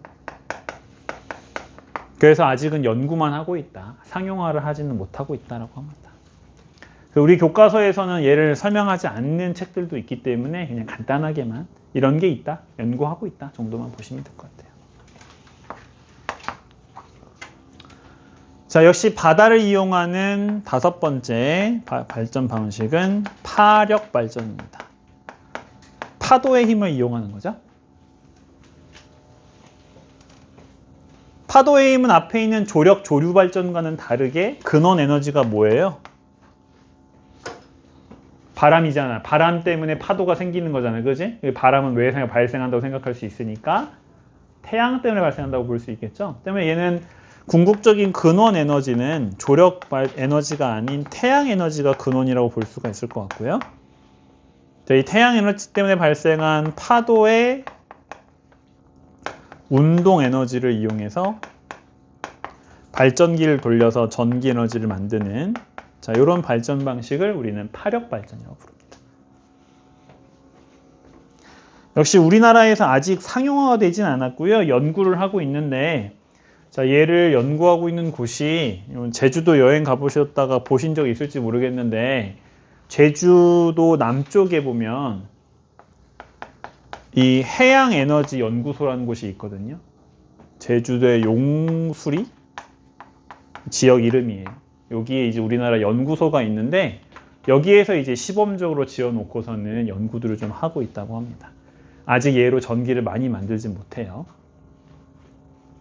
우리나라의 방식인데요. 자, 우리나라는 자, 이런 식으로 만들어요. 자, 이 파력발전소를 만들어 놓습니다. 자, 얘가 이제 어디에 들어가 있는 거냐면 이렇게 물 속에 들어가 있는 거예요. 바닷물이 여기까지 이렇게 올라오죠. 그렇죠? 그러면 자, 파도가 쳐. 파도가 치면 어떻게 되는 거야? 바닷물이 이렇게 위로 올라오겠죠. 위아래로 왔다 갔다 하겠죠. 출렁출렁 할 거예요. 그죠? 출렁출렁 하면, 자, 그 위에 있는 공기들이 이 바닷물이 올라갔다 내려가는 거에 의해서 이렇게 왔다 갔다 하는 거죠. 그죠? 그러면 이제 어디다가 발전기를 설치하는 거야? 이 공기가 왔다 갔다 할 수 있는 이 통로에다가 발전기를 설치하는 거예요.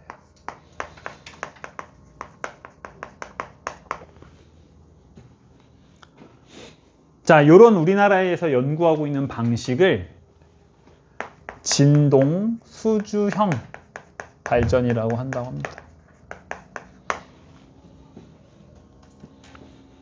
자, 그래서 파도에 의해 해수면, 바닷물의 표면이 진동하면, 자, 이 바닷물을 곧바로 이용하는 게 아니라 뭘 이용하는 거예요? 바로 위에 있는 공기를 이용하는 거죠. 그렇죠? 그래서 이 공기의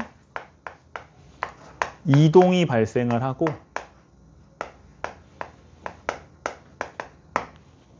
자, 이걸 이용해 발전을 하는 방식을 우리나라에서 연구를 하고 있다. 진동 수주형 방식이라고 합니다.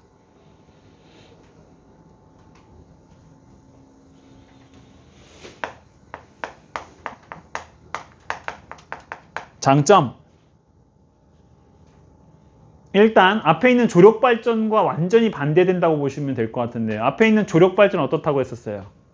대규모 발전이 가능하다고 했죠. 그죠? 얘는 반대로 굉장히 조그맣게 만들어서 이 소규모 발전에 조금 더 어울리는 발전 방식이라고 합니다. 전기를 조금 만들어서 사용하는 방식이 좀 더 어울리고요. 특히 이 발전소를 파도가 많이 치는 곳에 지어야 되잖아요. 그래서 얘가 무엇의 역할도 대신해 줄 수 있냐면 방파제 역할도 대신해 줄 수 있대요. 어차피 방파제 우리 지어야 되니까 이 방파제 대신에 발전소를 짓게 되면은 전기도 만들고 방파제도 쓰고, 그죠? 여러 가지 장점이 있겠죠. 자, 여전히 상용화가 안 되는 데는 이유가 있죠. 가장 대표적인 단점은 설치도 어렵고요. 파도가 많이 치는 곳에 설치해야 되니까 설치도 어렵죠. 그 다음에 맨날 파도 치는 곳에 있으니까 어떻겠어? 잘 고장나겠지, 그지? 그러니까 수리도 어렵고 유지 보수가 어렵다는 거예요. 설치, 유지 보수 모두가 어렵다는 굉장히 안 좋은 단점이 있습니다.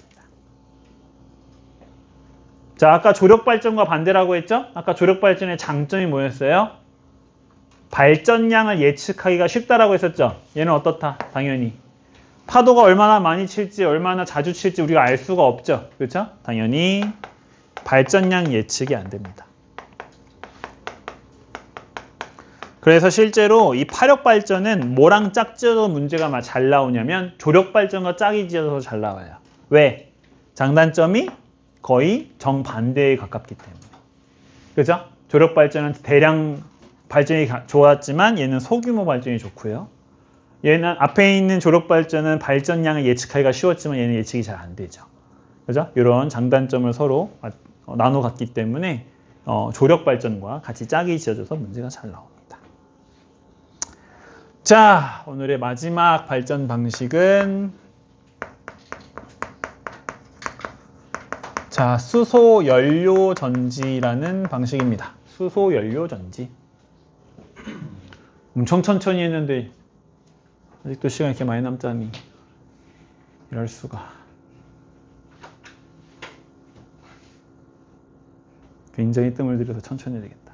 제가 원래 이렇게 말을 천천히 안 하는데.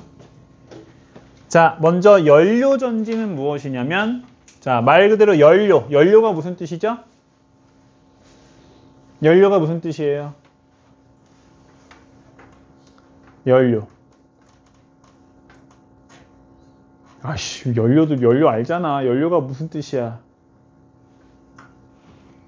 타는 재료란 뜻이잖아요. 한자로 하면 타는 재료, 그죠? 그래서 태워서 에너지를 만들어낼 수 있는 물질들을 전부 다 연료라고 부르죠. 가장 대표적으로 뭐가 있어요? 연료하면 딱 생각나는 거. 화석 연료들 있죠, 그죠? 석유, 석탄, 천연가스 이것도 다 연료고요, 그죠? 수소도 어때요?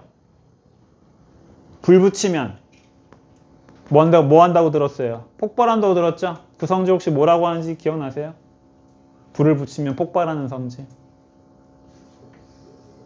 수소. 그건 뭐야? 불 붙이면 폭발하는 성질. 가연성이라 불러요.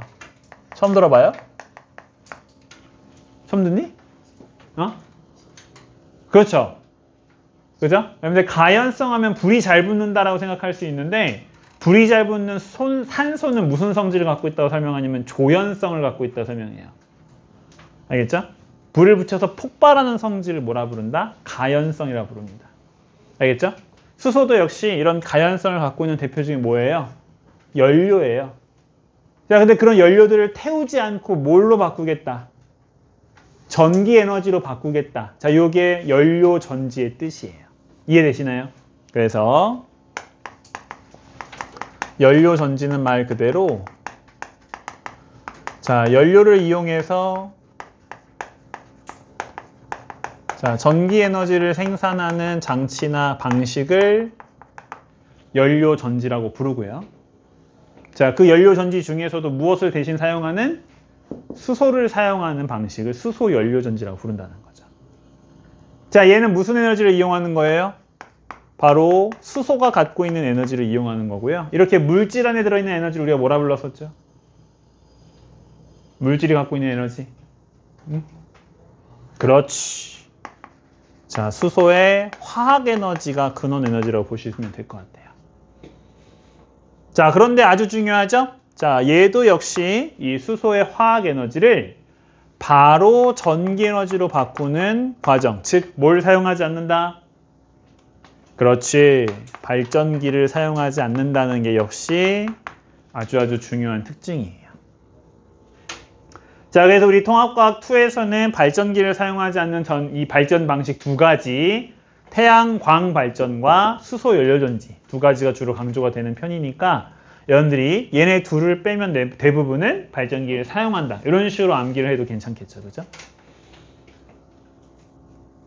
자, 그림 하나를 그려야 되는데 여러분들 일단 그 모양 보고 그리셔요. 바로 그리지 마시고.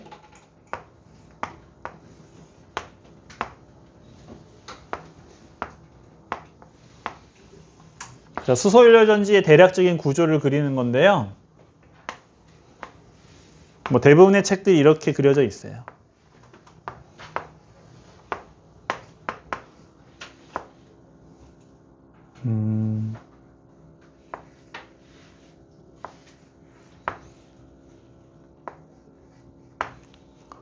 자, 위에 건 전구를 그린 거고. 요거는 요거 하나가 이게 거대한 판이거든요. 큰 판이에요. 큰 판 두 개가 이렇게 들어있는 거예요. 대충 뭐 여러분들 뒤에 있는 그림도 있으니까 모양만 파악할 수 있게 보시면 됩니다. 자, 수소 연료전지에 꼭 들어가야 될 몇 것들이 있는데요. 자, 일단 자, 위쪽에 있는 두 개의 구멍은 물질을 넣어주는 곳이거든요. 자, 여기 이제 들어가는 물질들이 각각 정해져 있습니다. 자, 왼쪽에는 뭘 넣어주냐면 바로 수소를 넣는 그림이 제일 많이 나와요. 수소. 그래서 이 수소를 넣어주는 곳을 뭐라고 부르기도 하냐면 수소전극이라 부르기도 하고요. 그 다음에 이 수소가 뭐의 역할을 하고 있기 때문에 연료의 역할을 하고 있죠. 그래서 여기를 연료전극이라고 부르기도 합니다. 수소전극, 연료전극. 자, 반대쪽에서는 뭘 넣어주냐면 공기를 넣어주는데 공기를 넣어주는 이유는 뭘 공급하기 위해서냐면 바로 산소를 공급하기 위해서입니다. 자, 그래서 여기를 무슨 전극이라고 부르냐면 공기를 넣어주기 때문에 공기전극이라고 불러요. 이 공기를 넣는 목적은 산소 공급이 목적입니다. 자, 여기 있는 이 두 개의 거대한 판은 전극이에요. 전극은 주로 뭘로 많이 만드냐면 금속을 쓰기도 하고요. 그 다음에 탄소 막대를 쓰기도 합니다. 요즘은 탄소를 더 많이 쓰는 것 같아요. 그래서 이 둘은 각각 그냥 전극입니다. 이건 안 써도 괜찮습니다. 자, 그 다음에 이 안은 빈 공간이 아니라 물질들로 가득 차 있는데요. 여기 차 있는 물질이 바로 무엇이냐면 전해질입니다. 전해질이 뭐죠, 여러분들? 전해질. 뜻이 뭐였죠? 전해질.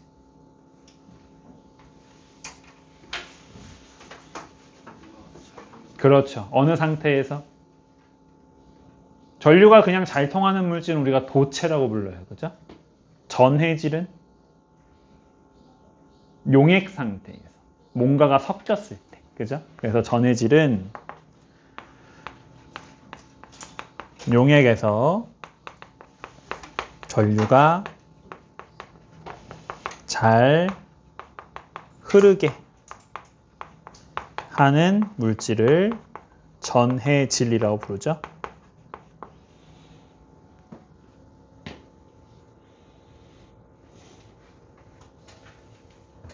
자, 이 구조가 꽤 중요하고요.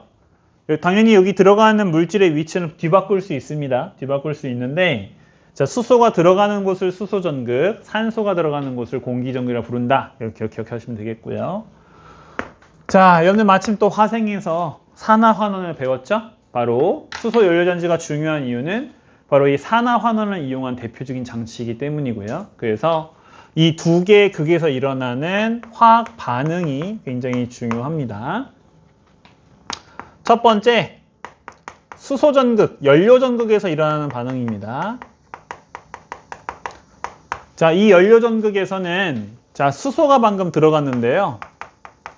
이 수소 분자 두 개가 수소 이온 4개로 변하면서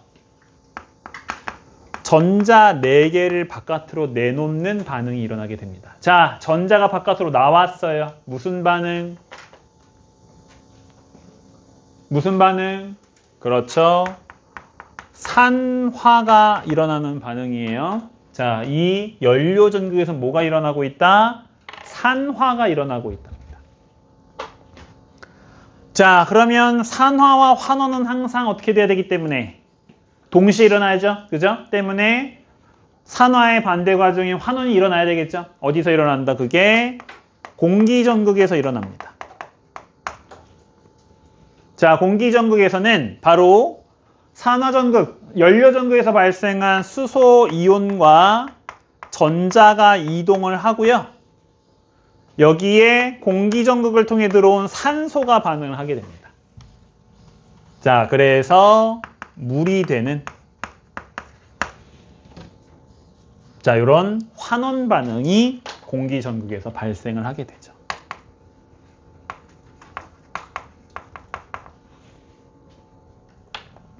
그러면 전체 반응은 뭐가 돼요?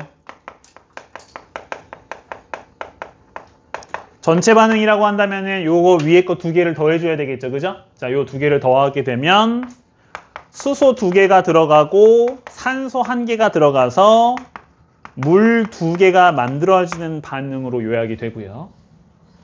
결국 이 반응의 핵심은 자, 수소와 산소가 무슨 반응을 통해 산화 환원 반응을 통해 최종적으로 뭐가 만들어지는? 물이 만들어지는 반응이다라는 게 핵심인 거예요. 그죠? 이론적으로는 뭐밖에 안 만들어진다? 물밖에 안 만들어진다는 거죠. 바로 여기 빠져나가는 구멍에서 나오는 물질이 뭐다? 그렇죠. 위에 공기의 나머지 물질과 함께 물이 나온다는 것이 핵심이에요. 자, 그런데 분명히 여기 있는 수소이온과 전자가 어디서 만들어졌냐면은 연료전극에서 만들어졌죠. 그죠? 근데 이 연료전극에서 만들어진 이 두 개가 어디로 왔어? 공기전극으로 왔죠. 그죠? 자, 요게 되게 중요해요. 위에서 만들어진 이 수소와 전자가 어떻게 공기전극으로 이동을 했느냐. 그래서 이 둘의 이동 경로가 되게 중요한데 자, 수소이온은 자, 얘는 물질이잖아. 여기서 이건 안 적어도 됩니다. 자, 여기서 만들어진 수소이온들이 그냥 이렇게 간 거야. 알겠죠? 바로 누가 그것을 전달해준 역할을 했다? 전해질이. 얘가 없으면 전기를 전달 못 받으니까 얘가 이동할 수가 없거든요. 그래서 수소이온은 이 전해질을 통해 공기전극으로 이동을 하게 되는 거예요. 그런데 전자는 어때요? 전자는 여기 있는 전해질을 따라 움직이기 힘들죠. 때문에 얘는 어딜 타고 움직인다? 위에 연결되어 있는 도선을 통해 이동하는 거죠. 그래서 전자는 전해질이 아닌 도선을 통해 이동을 합니다. 자, 그러면 보세요. 여기 있는 전자가 여기 있었어. 이 전자가 수소전극에서 만들어진 다음에, 그지? 자, 위에 있는 도선을 타고 이렇게 흐른 거야.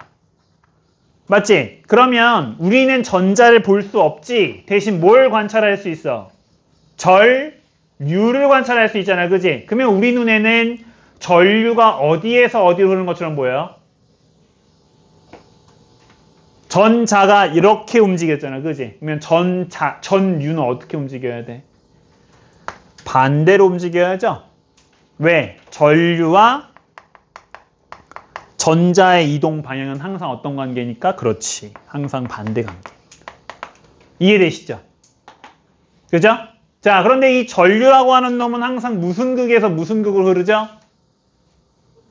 항상 플러스 극에서 마이너스 극으로 흐른다라는 규칙을 갖고 있죠. 그 말은 무슨 뜻이야?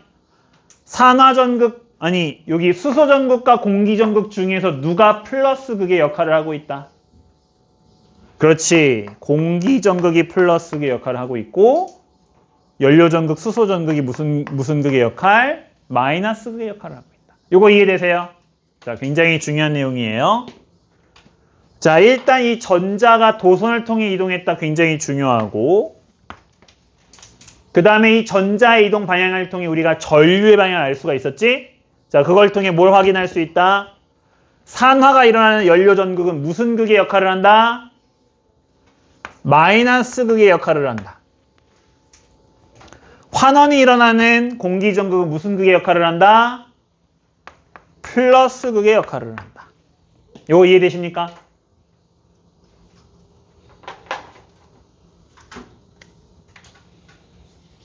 자, 굉장히 중요한 내용이고 수소 연료전지가 학교 시험에서 나올 때는 항상 물어보는 내용 중에 하나니까요. 정리해 보시면 좋겠습니다. 자, 이제 장단점 하면 끝이에요. 아, 배고파.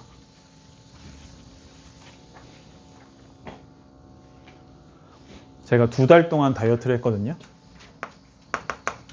2달 동안 다이어트를 했어요. 왜냐면 제가 이번 주 월요일 날이 생일이었는데, 물론 심지어 저를 축하해준 학생도 있었는데, 어쨌든 생일 기념으로 여자친구랑 맛있는 걸 먹으러 가기로 했었어. 근데 제가 거의 지난 2년 동안 10kg가 쪘었거든요. 이걸 빼야 되겠다. 그래가지고 제가 2달 동안 다이어트를 했어. 그래서 진짜 뺐습니다. 2달 동안 10kg 뺐어요. 빼가지고 제가 낮 12시에 그 고기를 먹어요. 350g을 딱 재서 먹어요, 고기를. 그 다음에 5시에 그 견과류, 아몬드랑 이런 걸 먹어요. 그 다음에 이제 아무것도 안 먹어요. 이 생활을 2달 했거든요. 그래가지고 이번 주 월요일 날 생일 때 드디어 해방이다 해가지고 먹었어. 그랬더니 10kg 빼는데 2달 걸렸는데 이틀 만에 2kg가 쪘어.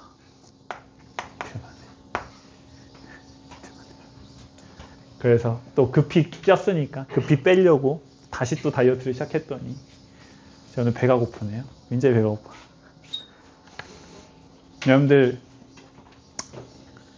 어렸을 때 너무 나쁜 거 많이 먹지 말고, 제가 어렸을 때 콜라를 진짜 좋아해서 거의 하루에 콜라를 1.5리터씩 마셨어. 거의 매일. 어릴 땐 괜찮았거든. 아, 이거 먹어도 살이 안 쪄 이랬거든요. 근데 정확하게 35살 넘어가기 시작하니까 살이 막 찌더라고.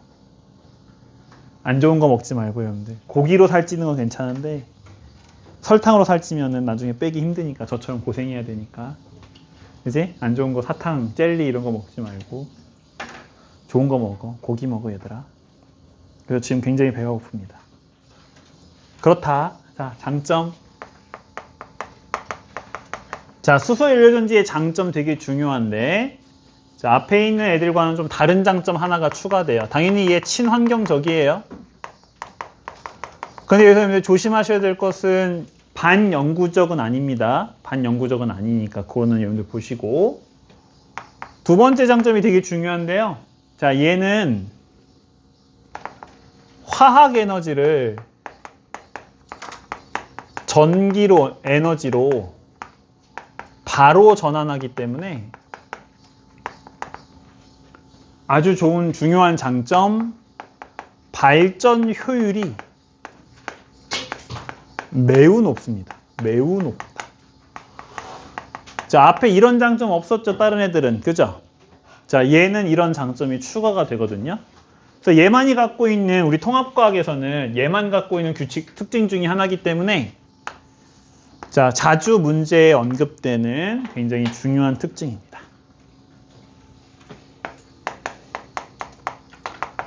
단점이 좀 커서 역시 상용화를 좀 못하고 있는데요. 일단 가장 큰 단점이 뭘까요? 딱 생각되는 단점. 응? 그렇죠. 어떤 위험성이 있어요? 아까 수소가 가연성이라고 하는 폭발하는 성질을 갖고 있다고 했었죠. 그죠? 또 수소가 어떤 성질이 있냐면 끓는 점이 되게 낮아요. 끓는 점이 낮다는 게 무슨 뜻이지? 액화되기가 쉽지 않다는 거예요. 액체를 만들기가 어렵다는 겁니다. 그죠? 액체를 만들기 어려우면 어때요? 많은 양을 한 번에 보관하기 힘들겠죠. 또 왔다 갔다 움직일 때도 위험한 요소들이 많겠죠. 그죠? 그래서 가연성, 그리고 매우 낮은 끓는 점. 자, 때문에 뭐가 굉장히 어렵다? 수송이나 보관이 굉장히 어렵다는 단점이 있습니다. 자, 여기까진 괜찮아. 뭐 우리 과학기술 발달했고 냉장기술 발달했고 하니까 괜찮아. 자, 중요한 단점이 또 한 가지가 있어요. 뭘까요? 이 수소는 공기 중에 거의 없습니다. 워낙 가벼운 기체다 보니까 우리 지구 대기엔 거의 없거든요. 어디 있어요? 이 수소가 제일 많은 곳이 어디죠? 바로 물과 석유예요. 그러면 수소를 얻기 위해서 뭘 해줘야 돼요? 물을 분해하고 석유를 분해해야 돼요. 그러면 석유를 분해한다. 우리나라에 석유 난다, 안 난다? 안 난다. 결국 뭐 해야 된다? 석유를 수입해서 거기에서 수소를 얻어야 된다는 거죠. 그죠? 자, 아까 제가 반영구적 아니라고 했죠. 그죠? 바로 이 수소를 얻기가 어렵기 때문에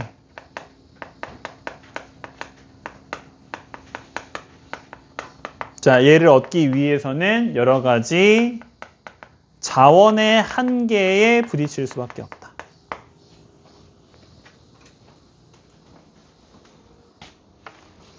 자, 이런 단점을 갖고 있다 보니까 우리나라가 사실 수소 에너지를 쓰겠다고 발표한 지가 되게 오래됐어요. 제가 어릴 때 대학교 때 이미 발표가 됐었거든요. 근데 여러분들 수소 자동차 거의 못 봤죠? 그죠? 수소 많이 쓰지 못해요. 요즘 대부분 전기 에너지를 쓰죠. 자, 그 이유 중에 하나가 이렇게 단점들이 커서 상용화하기에는 어려운 점들이 있기 때문이다. 라고 정리를 해볼 수가 있겠습니다. 자, 오늘 배운 6개의 발전 방식들 중에서 굉장히 문제가 잘 나오는 방식은 조력발전과 이 수소 연료전지 이 두 가지 방식이 문제 특히 잘 나오는 편이고요. 나머지는 학교 선생님 취향인 것 같아요. 뭐 다양한 방식을 내기 좋아하시는 분이면 다양하게 주실 수 있고 중요한 것만 내겠다 하시면은 방금 얘기한 두 가지 위주로 내시는 경우 있고요. 거기에 한 태양광 발전까지 이 정도 강조를 많이 하시는 것 같습니다. 한 두세 문제만 같이 풀어볼까요? 여러분들 뒤쪽에 나와 있는 문제 중에서 16번, 19번, 21번 문제 한번 지금 풀어보겠습니다. 16번, 19번, 21번 문제. 자, 너무 일찍 끝내드릴 수는 없고 한 10분 일찍 끝내드릴게요.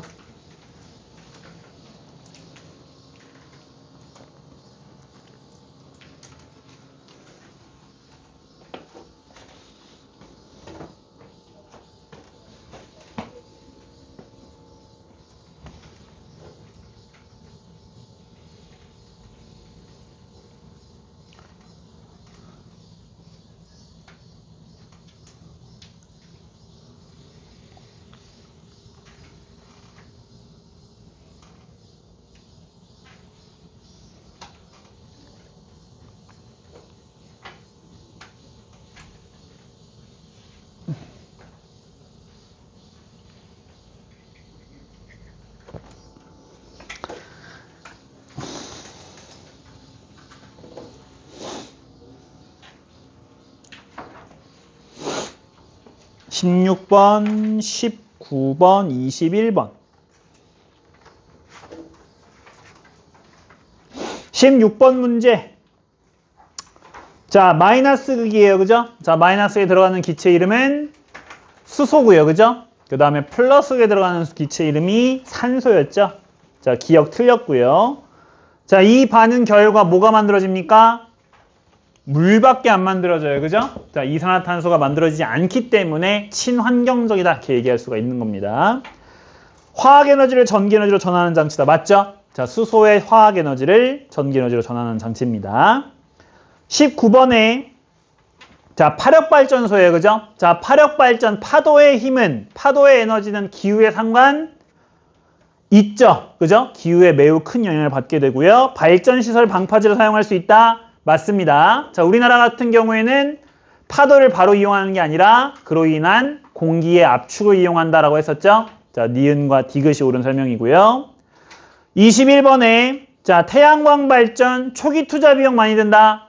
맞습니다. 설치 비용이 꽤나 크다라고 얘기했었고요. 환경 오염물질이 거의 발생하지 않는다. 맞죠? 자, 3번 발전 설비의 유지와 보수가 쉽다. 맞고요. 반도체에 빛을 비추면 자유전자가 생기는 원리를 이용한다. 맞죠? 자, 그런데 태양 에너지를 통해 에너지를 많이 만들기 위해서는 뭐가 중요하다? 면적이 중요하다고 했었죠? 매우 넓은 부지 필요하다라고 했었습니다. 딱 한 문제만 더 풀게요. 뒤쪽에 나와 있는 문제 중에 9쪽에 33번 문제입니다.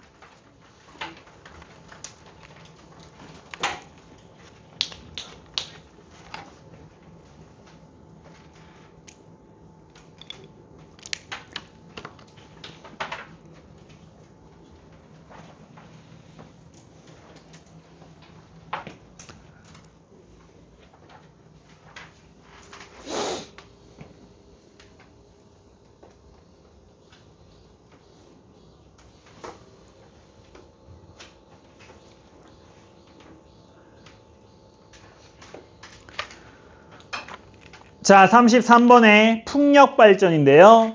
당연히 바람의 에너지는 날씨 영향을 크게 받죠. 니은의 신재생에너지, 아까 얘기했던 것처럼 새로운 에너지, 신에너지, 그 다음에 다시 쓸 수 있는 거의 반영구적으로 쓸 수 있는 에너지를 재생에너지라고 부른다고 했었어요. 디귿의, 자, 제가 이것 때문에 물어봤죠? 자, 날개 회전수와 터빈, 발전기의 회전수는 다르다고 했었죠? 그 사이를 이어주는 장치를 뭐라 부른다? 기어박스라고 부른다고 했었어요. 그죠? 자, 때문에 기역과 니은만 맞다. 자, 이렇게 골라주시면 되는 문제였습니다. 자, 나머지 문제는 뭐 과제 같은 거 아니고요. 심심하면 풀어보세요. 자, 우리 어차피 학기 중에 아마 기말고사 시험 범위에 들어갈 것 같으니까 여유가 좀 있고, 보시면 알겠지만 주로 암기해서 공부하는 파트니까 그렇게 어렵지 않게 공부할 수 있을 겁니다. 자, 고생들 하셨고 오늘은 여기까지 하겠습니다.